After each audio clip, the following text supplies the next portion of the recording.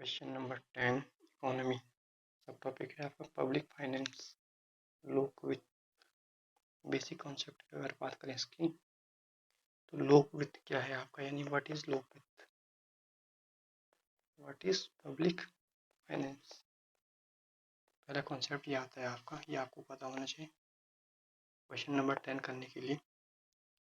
फिर सेकंड जो कॉन्सेप्ट आता है कि सरकार की प्राप्तियां यानी गवर्नमेंट रिसिप्ट्स, सरकार को कहाँ कहाँ से आपका प्राप्तियां होती हैं आपको, ये आपको पता होनी चाहिए।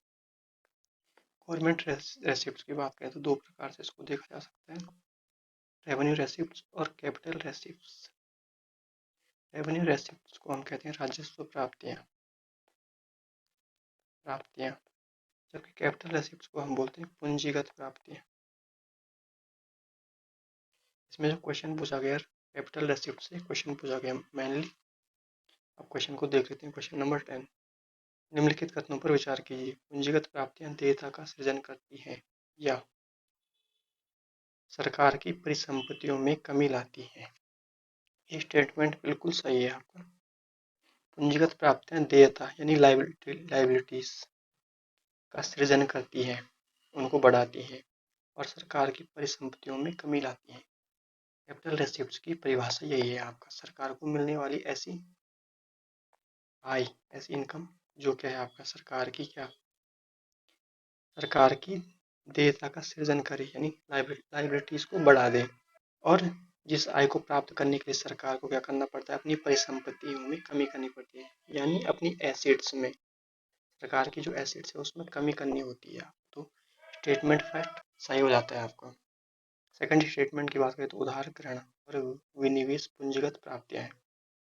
उधार ग्रहण और विनिवेश पूंजीगत प्राप्तियां, एक स्टेटमेंट बिल्कुल सही है आपका। यानी कैपिटल रेसिप्ट की बात करें, विनिवेश यानी डिसइन्वेस्टमेंट, तो डिसइन्वेस्टमेंट जब सरकार करती है आपका तो उससे सरकार की क्या होती है, एसेट्स में कमी होती है।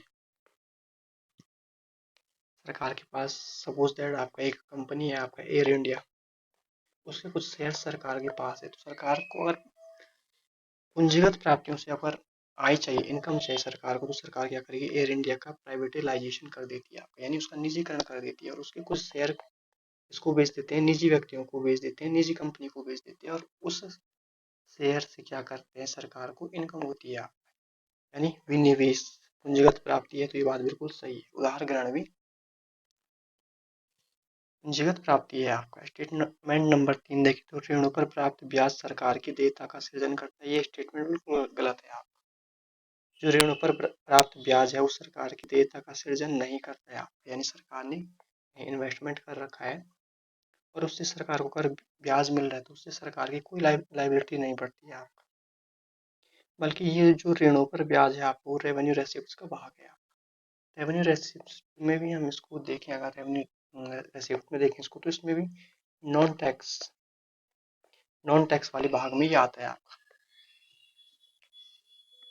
इस आधार पे आपका जो इसका क्वेश्चन का सही जो आंसर होता है आपका, स्टेटमेंट फर्स्ट आपका बिल्कुल सही है, आपका स्टेटमेंट सेकंड बिल्कुल सही है, लेकिन स्टेटमेंट थर्ड गलत हो जाती है। यानी सर नंबर ए इसका क्या हो जाता है, फर्स्ट और सेकंड दोनों सही है आपका, इस प्रकार से इसका ही हो जाता है। लेकिन इस क्वेश्चन को करने से पहले आपका बेसिक कॉन्सेप्ट जो क्लियर होनी चाहिए आपको कि सबसे पहले पब्लिक फाइनेंस क्या है आपका। पब्लिक फाइनेंस इकोनॉमी का एक मेजर टॉपिक है आपका पब्लिक फाइनेंस आपका, और इसको किस प्रकार से हम देखते हैं आपका, इसमें कौन कौन सी चीज़ें आती हैं, सारी चीज़ें आपको कवर होनी चाहिए आपका, तभी ये क्वेश्चन आपको किया जा सकता है। कॉन्सेप्ट बेस्ड क्वेश्चन है यहाँ पे, कोई फैक्चुअल क्वेश्चन नहीं है, बल्कि कॉन्सेप्ट अगर आपको क्लियर है तो ये क्वेश्चन आराम से हैंडल किया जा सकता है आपका।